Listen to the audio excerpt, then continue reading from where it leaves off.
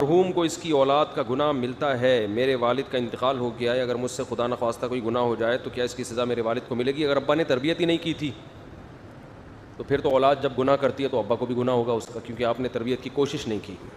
اگر ابا نے تربیت کی کوشش کی تھی پھر بھی کوئی نہ سدھرے تو ابا کو گناہ نہیں ہوگا، پھر اگر کوئی گناہ کرے گا تو ابا کو گناہ نہیں ملے گا اس کا۔ اگر بچوں کو ماں باپ نیکی پہ لگاتے ہیں تو بڑے ہو کر وہ نیکی کرتے ہیں، تو ماں باپ کے فوت ہونے کے بعد وہ اولاد جو بھی عمل کر رہی ہے اچھائی کا، اپنے لیے نماز پڑھ رہے ہیں، اپنے لیے روزہ رکھ رہے ہیں، بغیر والدین کا نام پہ کوئی صدقہ کیے بغیر اپنے لیے سب کچھ کر رہے ہیں نا، تو اس کا ثواب ان کو والدین کو ملے گا۔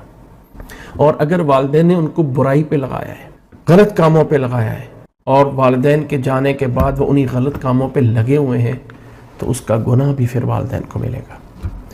اگر نیکی پہ لگایا ہے اور وہ نیکی جو ہے وہ اولاد کر رہی ہے، وہ ماں باپ کے فوت ہونے کے بعد بھی آگے اولاد کو بھی سکھا رہی ہے، تو اس کا بھی ثواب پیچھے سے پیچھے ماں باپ کو ملتا رہے گا۔ اگر ماں باپ اولاد کو برائی کے راستے پہ لگاتے ہیں تو ماں باپ کے بعد وہ برائی بھی ماں باپ کو ملتی، اور اگر ماں باپ کا اس میں قصور نہیں ہے، انہوں نے اپنی طرف سے اچھائی کرنے کی کوشش کی لیکن اولاد پھر بھی بگڑ گئی، ٹھیک ہے، اپنی طرف سے کوشش کی ہے، اولاد پھر بھی بگڑ گئی، تو اس میں ماں باپ کا قصور نہیں ہے، اس پہ ماں باپ کا کوئی قصور نہیں، لیکن یہ ضرور ہے کہ وہ جو نیکی ملنی تھی نا ماں باپ کو، اس سے وہ ابن ماجہ میں حدیث ہے کہ ایک شخص کا جنت میں درجہ بلند کر دیا جاتا ہے، جنت میں، یعنی وہ جنت میں پہلے پہنچا ہوا ہے، تو وہ شخص کہتا ہے اے اللہ یہ تو میرا عمل نہیں تھا، تو اللہ تعالیٰ فرماتا ہے تیرے بیٹے نے دنیا میں تیرے لیے استغفار کی۔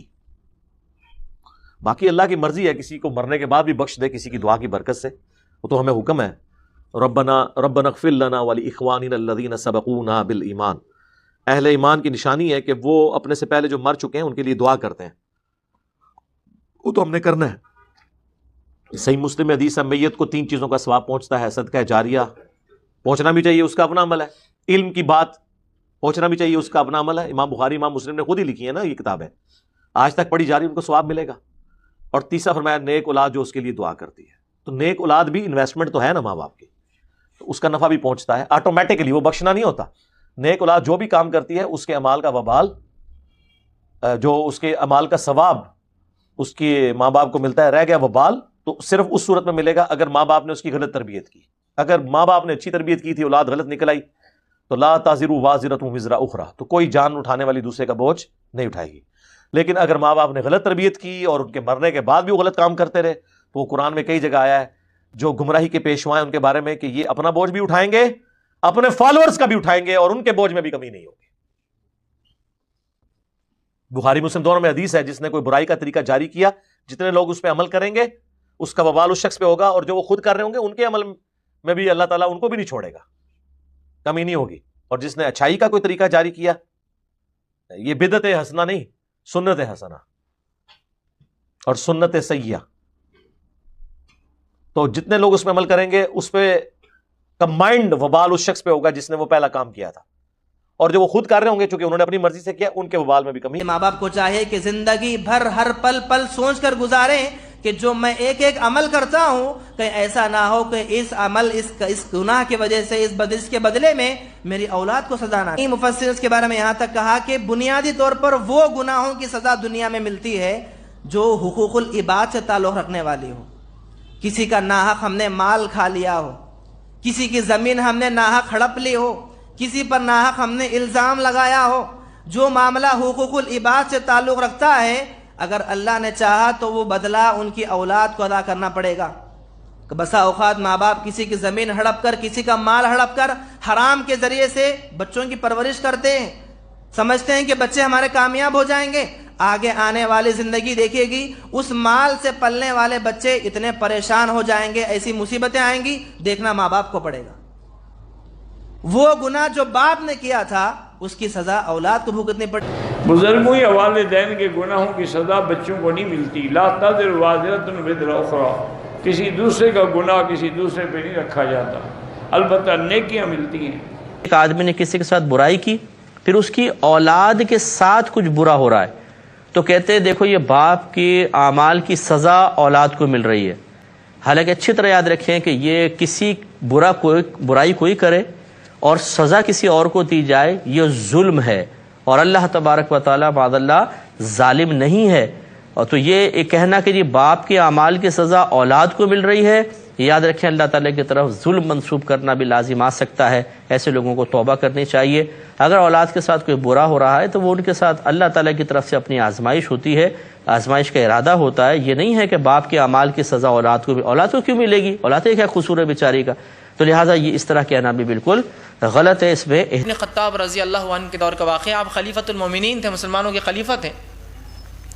ایک بوڑھا شخص آیا جو اپنے ایک نوجوان لڑکے کو ساتھ لایا اور کہا امیر المومنین اس ذرا میرے بیٹے کو نصیحت اور تاکید کیجیے. اس کی شکایت لایا تھا، یہ میری بڑی نافرمانی کرتا ہے، میری بات نہیں سنتا ہے. امیر المومنین عمر ابن خطاب نے اس بچے کو نصیحت شروع کی. جب نصیحت کر رہے تو اس لڑکے نے کہا امیر المومنین ذرا تھوڑی دیر رک جائیے، میں ایک سوال پوچھنا چاہتا ہوں آپ سے. تو کہا کہے. اس کو مکمل حق دیا گیا، اس لیے کہ شریعت میں اگر کوئی کسی پہ الزام لگائے تو صرف جس نے الزام لگایا اس کی بات نہیں، جس پہ لگا اس کی بھی سنی جاتی ہے. الزام اس لڑکے پہ تھا کہ وہ اپنے والد کی سنتا نہیں ہے. جب امیر المومنین نے اس کو تاکید کی تو کہا امیر المومنین ذرا وقت دیجیے اور ذرا میری بات بھی تو سن لیجیے. کہا سناؤ. کہا مجھے پہلے یہ بتائیے کیا اولاد کی بھی اسلام میں کوئی حق ہے، کیا صرف والدین کی پورے حق ہے؟ تو کہا نہیں اولاد کے بھی حق ہے شریعت میں. تو کہا اس سے پہلے کہ آپ مجھے نصیحت کرے کہ میرے والد کے حق کیا ہے، میں چاہوں گا میرے حق میرے باپ پہ کیا تھے پہلے وہ بتا دیجیے آپ مجھے. امیر المومنین عمر بن خطاب سمجھ گئے اس نوجوان کی بات. کہا تیرا حق یہ ہے، اولاد کا حق یہ ہے کہ اس کے پیدا ہونے سے پہلے اس کے لیے اچھی ماں تلاش کی جائے. اولاد کا حق پیدا ہونے سے پہلے اس کے لیے اچھی ماں تلاش کی جائے. جب پیدا ہو جائے تو اچھا سا نام رکھے اور اس کا عقیقہ کرے. جب جوان ہو جائے تو اس کا نکاح کرے، اور اگر اپنے والد کے گھر سے الگ رہنا چاہے تو شادی کے بعد اسے الگ کر دے. 4 حق بتائے. کیا حق بتایا؟ پہلا اس کے لیے اچھی ماں تلاش کرے. دوسرا حق بتایا آپ نے اس کا عقیقہ اور اس کا اچھا سا نام رکھے. تیسرا حق اس کا بتایا بالغ ہو تو نکاح کر دے. چوتھا بتایا اگر شادی کے بعد الگ ہونا چاہے تو اسے اپنے گھر سے الگ کر دے. یہ اس کے حقوق آپ نے بتائے. اس کے بعد اس نوجوان نے کہا امیر المومنین میرے باپ نے سب سے پہلا میرا حق مارا ہے. تو اس نوجوان نے کہا امیر المومنین اس میرے والد نے سب سے پہلے جو میرا پہلا حق تھا کہ میرے لیے اچھی ماں تلاش کرے، اس نے ایک مجوسیہ سے شادی کی، میرا پہلا حق مار دیا. ایمان با ایمان ماں ہوتی سیکھی ہوتی الگ بات ہے، اس نے پہلا حق مارا میرا. مجوسیہ سے شادی کی جس کی وجہ سے میں دین اور اسلام اور فطرت نہیں جان سکا. اس کے بعد جب میں پیدا ہوا تو اس نے میرا نام جو میرا حق تھا وہ بھی مارا مجھ سے، اور میرا نام رکھا گبریلا. گبریلا سمجھتے؟ گوبر کے اندر کیڑا ہوتا کالا بڑا. تو کہا میرا نام رکھا گبریلا. میرا دوسرا حق بھی مارا اس نے. تیسرا یہ کہ اس نے میرا نکاح نہیں کرا اب تک حالانکہ میں بالغ ہو چکا ہوں.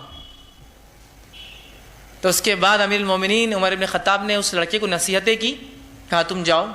جب وہ لڑکا چلے گا تو اس کے باپ کو بلایا اور کہا بچپن میں تو تم نے اپنے بیٹے کے پورے حق مار لیے، اب بڑا ہونے کے بعد بڑے آئے میرے سامنے اس کی وہ شکایت لے کر کہ وہ تمہارا حق نہیں دے رہا ہے. وہ تمہارا حق کیسے دیں گا جبکہ بچپن میں تم نے اس کے پورے حق مار لیے.